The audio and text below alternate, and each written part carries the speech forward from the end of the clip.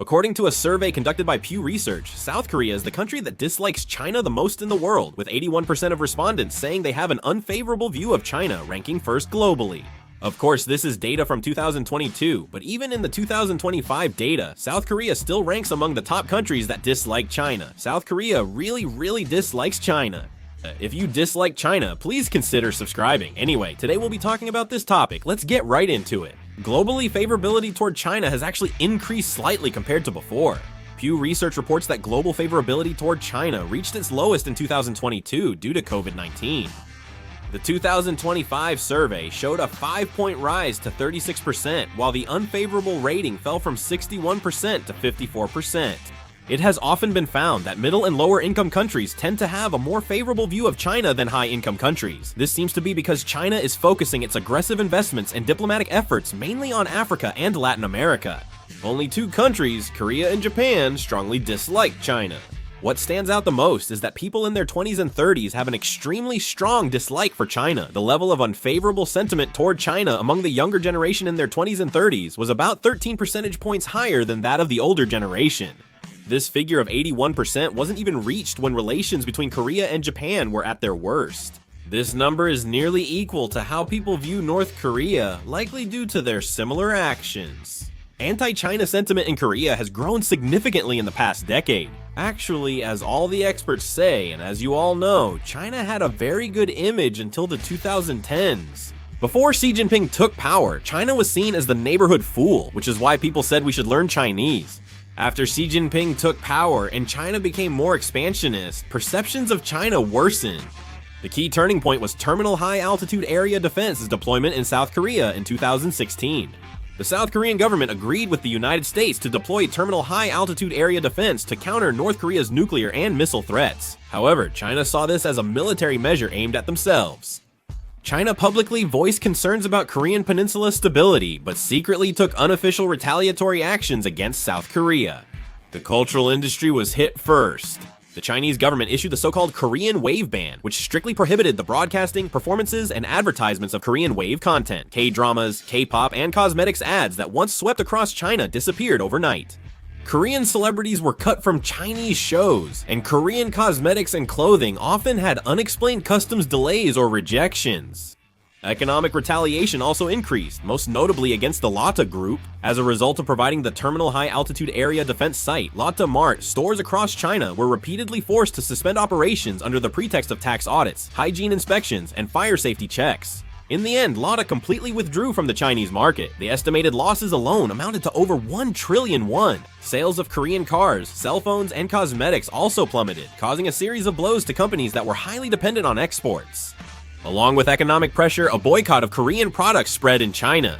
On Chinese social media, public opinion spread that Korea is America's puppet and that buying Korean products is betraying China. In reality, large retailers removed Korean products from their shelves and canceled Korean travel packages one after another. The problem is that this cooling period between Korea and China, which started like this, did not end as a short-term diplomatic conflict. 9 years after the Terminal High Altitude Area Defense incident, China still hasn't officially lifted its ban on Korean cultural content. On the surface, they talk about restoring relations, but in reality, the distribution of Korean content in China is restricted, and joint film or drama projects between Korea and China have virtually come to a halt. Even in 2023, Chinese state-run media continued to pressure Korea over the Terminal High Altitude Area Defense issue, commenting that Korea sided with the United States and threatened China's security. As a result, anti-China sentiment among the Korean public exploded rapidly. Besides economic retaliation, the Chinese government also threatened and interfered in Korea's internal affairs. At the time, officials from the Chinese Ministry of Foreign Affairs openly threatened South Korea's sovereign decision, saying that if Terminal High Altitude Area Defense was not withdrawn, the two countries' relations would inevitably face consequences. These remarks hurt people's pride and sparked public anger, with many asking, why do we need China's permission? The Terminal High Altitude Area Defense issue was more than a military incident. It became a turning point that changed Korean society's perception. Previously, China was viewed as a major market for cooperation, but afterward, it was seen as a threatening neighbor capable of applying pressure anytime. Since Terminal High Altitude Area Defense's 2016 deployment favorability toward China hasn't recovered and has declined further among younger generations. If China keeps using the Terminal High Altitude Area Defense issue politically and maintains double standards, talking reconciliation but not easing sanctions, Koreans' distrust and resentment will persist. China's coercive stance persists. Recently, nuclear submarines were approved for Korea. As a result, the problem is that this is where China started to interfere. China warned Korea to uphold its nuclear non-proliferation treaty obligations on nuclear submarines. Honestly, for Korea, this is just absurd.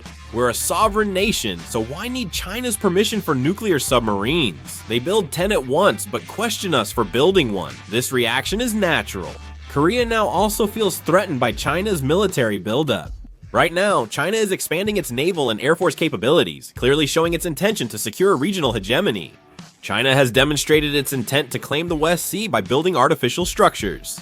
China also provokes South Korea with its military aircraft entering Korea's air defense zone 60 times by August 2025. Since 2023, they've frequently entered the air defense identification zone, averaging about twice a week. Also, Chinese warships have entered Korea's contiguous zone about 260 times as of September 2025. Currently, China is expanding its influence by linking air and maritime operations. They're continuing this trend. Additionally, China's rapid industrial growth and aggressive low-price strategy have significantly impacted Korea's economy and public opinion. Until the early 2000s, China was known for simple assembly and low-wage production as the world's factory. After the 2010s, this changed completely.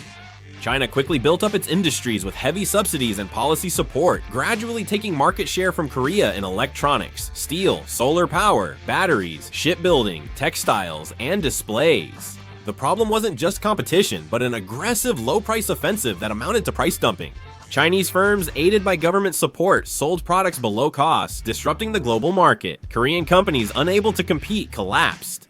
Parts manufacturers, textile makers, and petrochemical firms went bankrupt, ending optimism that China's growth would benefit us all. On top of this, the issue of technology theft by China added fuel to the anger of Koreans. Cases where Korea's core technologies were stolen under the pretext of establishing joint ventures, going beyond simple technology imitation, occurred frequently. Engineers from advanced sectors like semiconductors, displays, and batteries were recruited by China, causing tech leaks and resulting in repeated Chinese-made copies. China enacted laws requiring foreign companies to transfer technology, leaving Korean firms no option but to share their technology to enter the Chinese market. Through this process, Koreans came to strongly believe that China's approach, which emphasized cooperation, was in fact economic exploitation. This hurt the economy and increased security risks and anti-China sentiment. China increased its military presence near the Korean peninsula, provoking Korean warships around Socotra Rock and nearby waters. Furthermore, China continuously showed an attitude of intervening in South Korea's internal affairs and acted as if it were a superior country.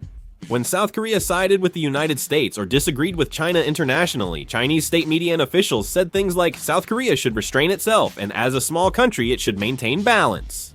This attitude made South Koreans feel ignored, and public sentiment gradually worsened. One key reason for rising anti-China sentiment in South Korea is the Chinese government's coercive and arrogant attitude. China overestimated its diplomatic influence and treated South Korea as a minor country, not an equal partner. Remarks and actions reminiscent of the old tributary relationship continued, and this deeply offended many Koreans. Chinese foreign ministry warnings like "withdraw terminal high-altitude area defense" and "you will pay the price if you side with the United States" sounded more like threats than diplomacy. Chinese state media mocked South Korea, claiming it is influenced by the United States and can't decide for itself. This condescending attitude hurt Korean pride and naturally turned resentment into hatred. The real issue is this attitude still hasn't changed. China continues to cite the terminal high-altitude area defense issue to meddle in Korea's defense policy, and despite diplomatic thanks, criticizes Korea internally. Since Xi Jinping took office, China's diplomacy has grown more hardline and routinely asserts power over neighbors. Koreans now believe China will not change. Anti-China sentiment has become a lasting policy, not just a temporary feeling. For it to fade, China would need to replace its coercive approach with true diplomacy based on mutual respect, but that doesn't seem likely now. China is blaming its economic crisis on external factors and uniting its regime with aggressive statements toward neighbors. If this situation continues, anti-China sentiment in Korea will deepen further and go beyond mere feelings to become anti-China policies. Korea's anger is due to China's arrogance, and unless China changes, the emotional rift will only grow. Anti-China sentiment appears likely to increase. What are your thoughts on China? Share in the comments. That's the end of the video. Thank you.